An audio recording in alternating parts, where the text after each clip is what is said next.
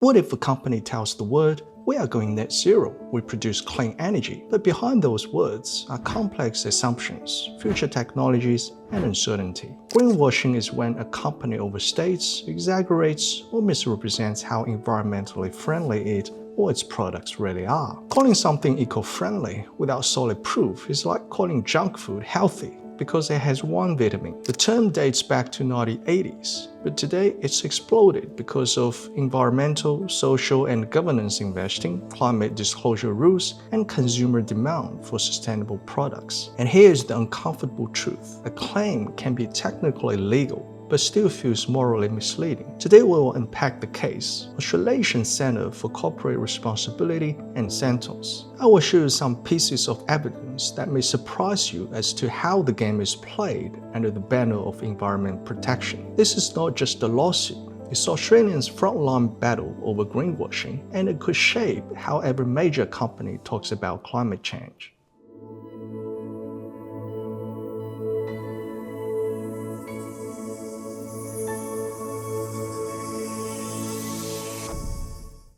As recently as the late 1980s, there was very little liquefied natural gas infrastructure globally, and such market did not even exist in Australia. However, from the late 1980s, global demand for gas grew stronger, particularly in Asia. In order to meet the demand, the market needed to develop a way to transport gas to these markets, which is what occurred. By 2000, the technology had developed rapidly to enable a significant market in the transport of liquefied natural gas, including large numbers of ships, establishment of import and export terminals in Australia. The defendant in this case, Santos, is one of the Australia's largest gas producers. It is also a publicly listed company whose shares are traded on the ASX. Since about 2016, an aspect of Santos' corporate strategy has been to prepare its business for a lower carbon future, including to position itself to take advantage of opportunities arising out of the transition to a low carbon economy. Santos' development is tied with the global transition on energy. The plaintiff,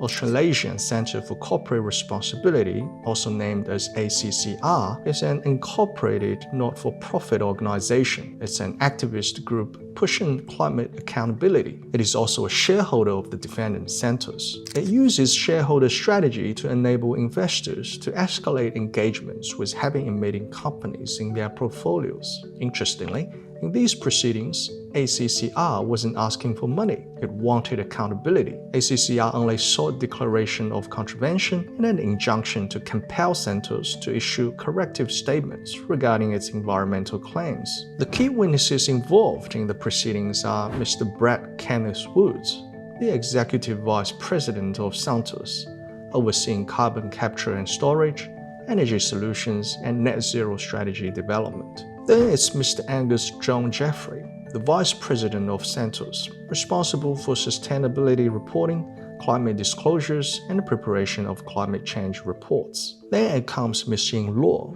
the project and strategy lead, focusing on emission reduction, operational decarbonization, and hydrogen development. They all reported to one person, Kevin Gallagher, being the Managing Director and CEO of Santos. So what triggered the case? Santos made a few public statements that have been challenged. Firstly, the 2020 Investor Day presentation announced that Santos was a producer of clean energy. Santos showed a roadmap indicating there will be emissions reduction of 26 to 30% by 2030. and net zero emissions by 2040. Mr. Gallagher, in his speech on 1st December 2020, said the following: "Why do we call it zero-emission hydrogen? Because it's the development of hydrogen with zero emissions." Mr. Wood then took over and said carbon capture and storage is a critical enabler for hydrogen. It delivers zero-emissions hydrogen. Secondly, on 18th February 2021, Santos published the 2020 annual report The report on its cover stated that a clear pathway to a net zero emissions by 2040, and under the heading About Santos, an Australian energy pioneer, the report stated that a proudly Australian company, Santos is a leading supplier of natural gas, a fuel for the future, providing clean energy to improve the lives of people in Australia and Asia, and aims to be a world-leading clean fuels company, achieving net zero emission by 2040. The chairman, 𝐀𝐛�𝐮𝐭's statement contained the same description outlining how targets were to achieve,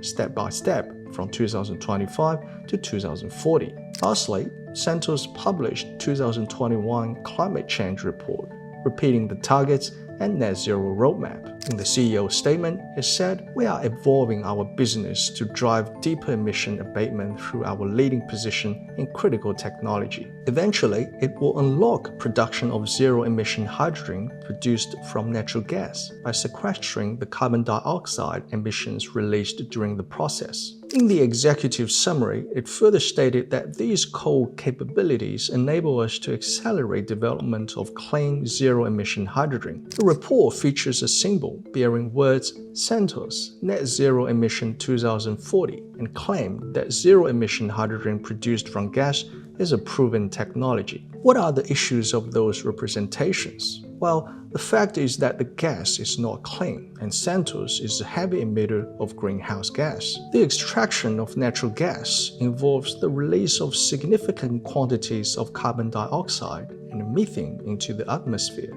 through flaring, venting, and fugitive emissions. And Santos's operations emitted approximately 7.75 metric tons of carbon dioxide equivalent emissions in 2019 to 2020. Just give you a picture as to how it looks like. One Sydney to London return flight consumes about 3 tons carbon dioxide per passenger. 7.74 million tons would be like 2.5 million long-haul flights continuing for years. If you turn those carbon dioxide into solid blocks, it will be a cube roughly 1.8 kilometers wide, long and high. That's bigger than many CBD skylines. The end use of natural gas releases material amounts of carbon dioxide to the atmosphere. Carbon dioxide and methane are both greenhouse gas that contribute to climate change and global warming. The key claims by 𝗷cie𝗶H against the Santos misleading statements included the expression of clean energy from natural gas, net zero emissions by 2040, and hydrogen with zero emissions. Evidence shows that at the time the targets were announced, even Mr. Wood himself did not believe that Santos was committing to the net zero roadmap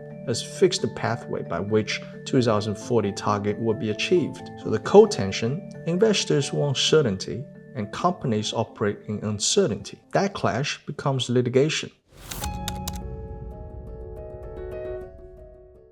From 𝗷cie𝗶H's perspective, this case is like a company advertising a zero-sugar drink, but the fine print says contains alternative sweeteners under development. So its focus is misrepresented gas as clean energy and overstated feasibility of net zero roadmap. In short, this is greenwashing. As an example, the evidence indicated that Santos knew that 30% emission reduction by 2030 was an overstatement. In an email sent by Ms. Law to Mr. Woods on 19 June 2020, she said that the realistic target should be between 5% to 25%, and taking into account there are other growth projects, the aim is to maintain the flat equity emissions by 2030. Santos was also well aware that hydrogen production could increase emissions. In the email sent by Ms. Law to Mr. Jeffrey on 6 August 2020, highlighting risk associated with proposed target, it stated that hydrogen production could potentially increase emissions, which will need all to be sequestered or offset with credits. On 16 July 2020, Ms. Law again expressed her confusion over the Investor Day presentation and said that reducing emission by 30% can be met only if Santos carbon capture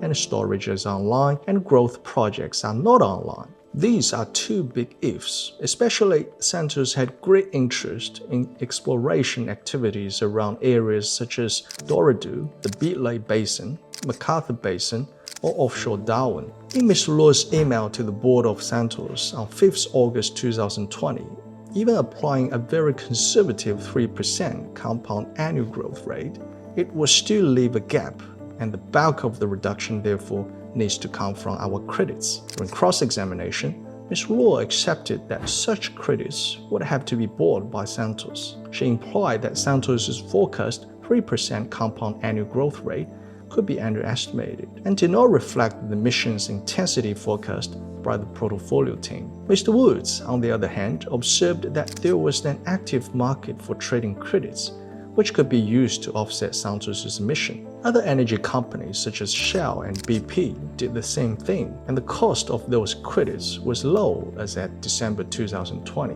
Mr. Gallagher, before the investor day, eventually informed Mr. Woods that Santos need to set ambitious climate reduction targets, which would encourage and support efforts. As a result, on 10th August 2020, Mr. Woods sent an email to Ms. Law asking to set a target that is more ambitious, and twisted the wording so that reduction margin was comparable to emissions level back in 2016. The consequence is that the statistics on papers were altered to show key fields like Cooper Basin maintained flat emission from 2025 with effectively no basis. During cross-examination, Ms. Law conceded that at time there was no basis to assume flat production at 120 million barrels at 2030 with emissions of 5.9 million tons per annum. When the August 2020 board presentation paper was finalized, Ms. Law repeated again that there is no basis behind these assumptions. It is clear that there had been some internal division as to what figures were to be used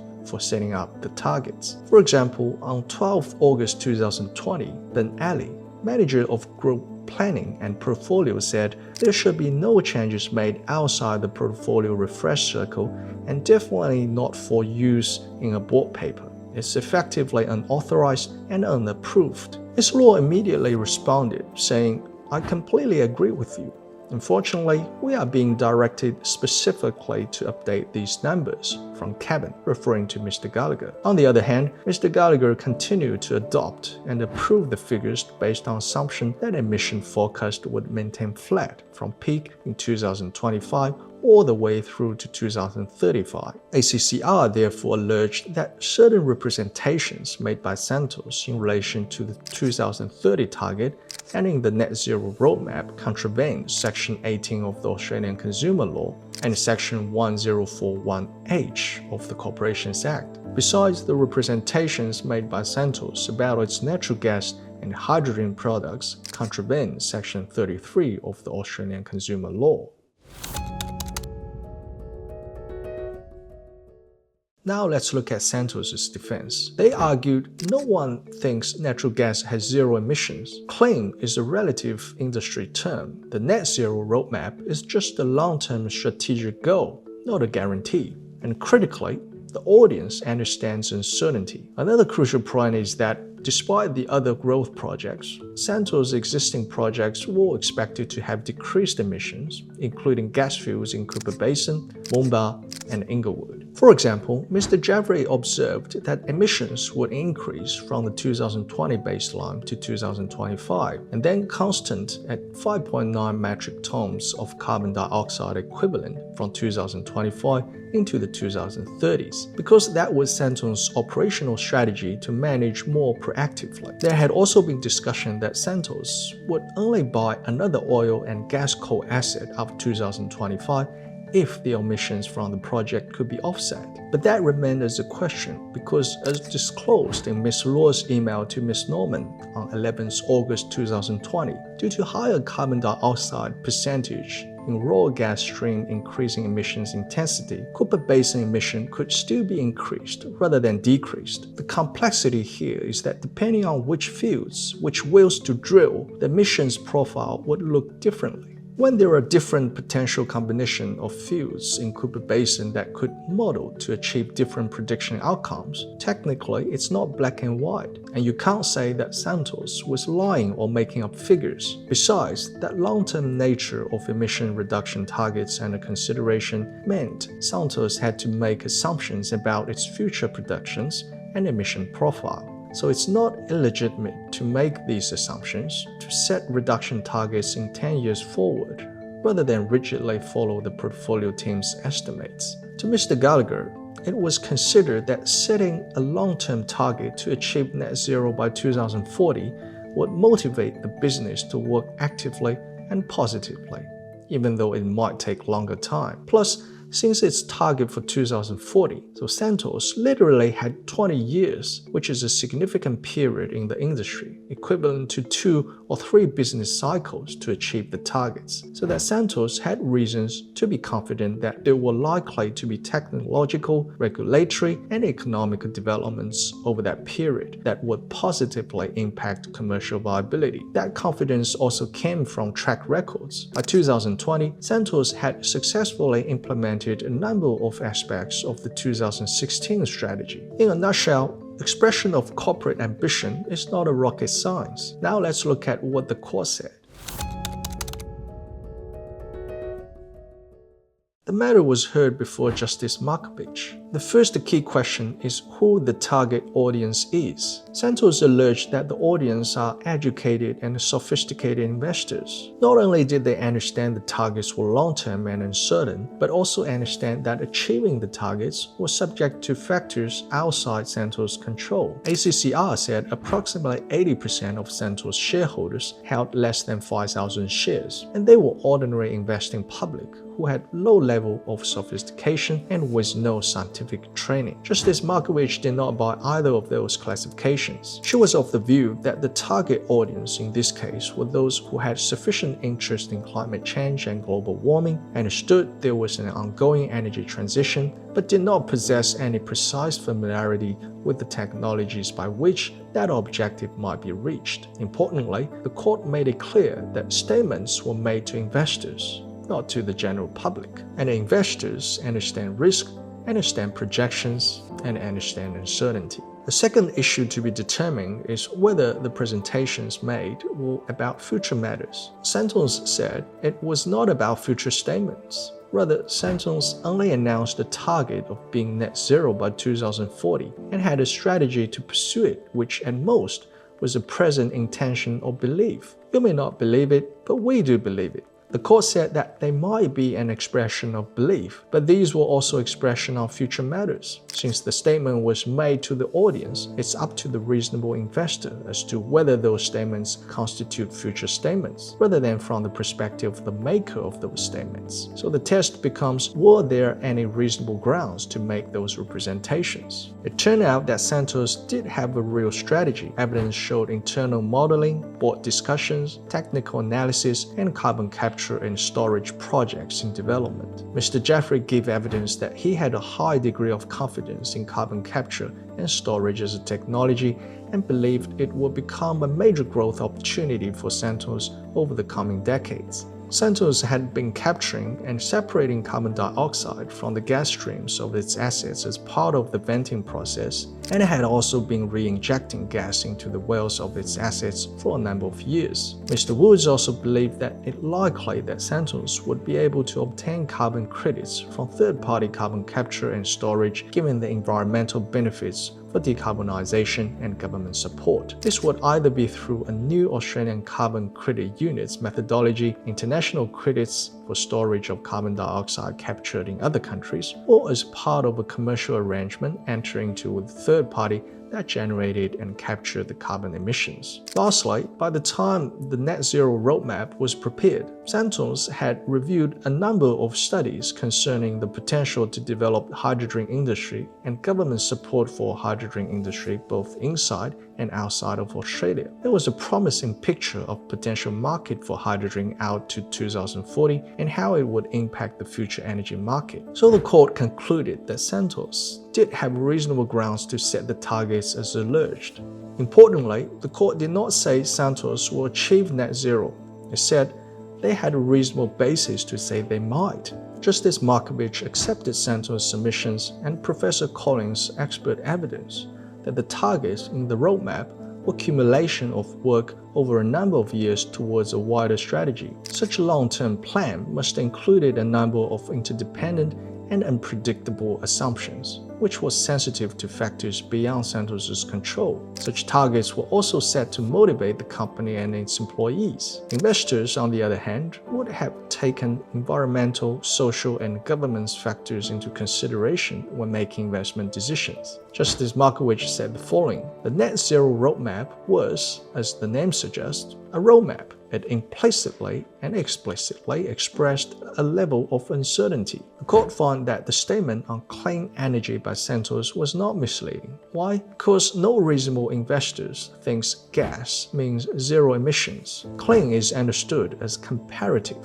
Justice 𝗷cie𝗶H noted that the word clean used in Santos' 2020 annual report was saying that natural gas was cleaner than coal and diesel, not saying natural gas would not have greenhouse gas emission on consumption. It specifically referred to the fact that natural gas produced half the greenhouse gas emission of coal when used to generate electricity. The judge mentioned that she would not rely on the dictionary meaning of the term clean fuel, as it's too rigid and the context is the key here. So clean does not mean carbon dioxide free. Turning to the issue as to hydrogen claims, it is correct that Santos did use the term zero-emission hydrogen in its Investor Day presentation, and 𝗷cie𝗶H submitted that investors would rely upon the literal meaning and assume there would be actually zero emission when hydrogen energy was consumed. Santos argued that the word zero emissions was similar to the word clean and could be used interchangeably,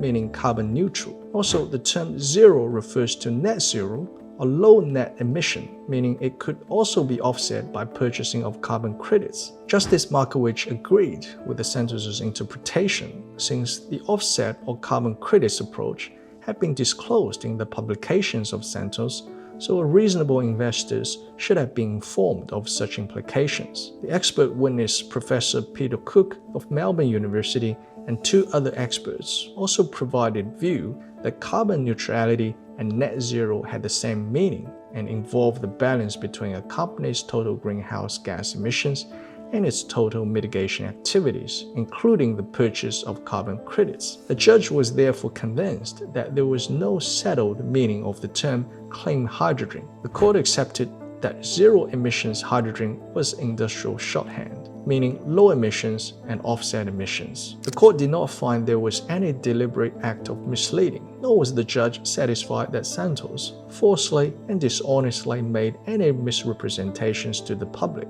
Even share price did not significantly move, and market was not misled materially. Final outcome: case dismissed, and 𝗷cie𝗶H had to pay Santos' costs. Does this mean companies can say anything about climate? What do we learn from this case? Well, first of all, greenwashing is hard to prove. Even if statements are optimistic, assumptions are uncertain, that's not enough. Number two, future targets are legally safer. Companies can set ambitious goals, rely on evolving technology as long as there is a reasonable basis. In reality, investors do not have the same knowledge of the operating companies and frequently find themselves in a position where it's hard to judge if there are reasonable grounds for the statement as to the future matters. Number three, investors must think critically. The court essentially said investors are not passive. They must question assumptions and understand uncertainty. Here are some questions for you. Is this a win for business or a loss for climate accountability? Should courts be stricter on climate claims? Should companies be allowed to make bold climate promises as long as they believe them? Please let me know your thoughts in the comments below. Thanks for watching. We'll see you next time.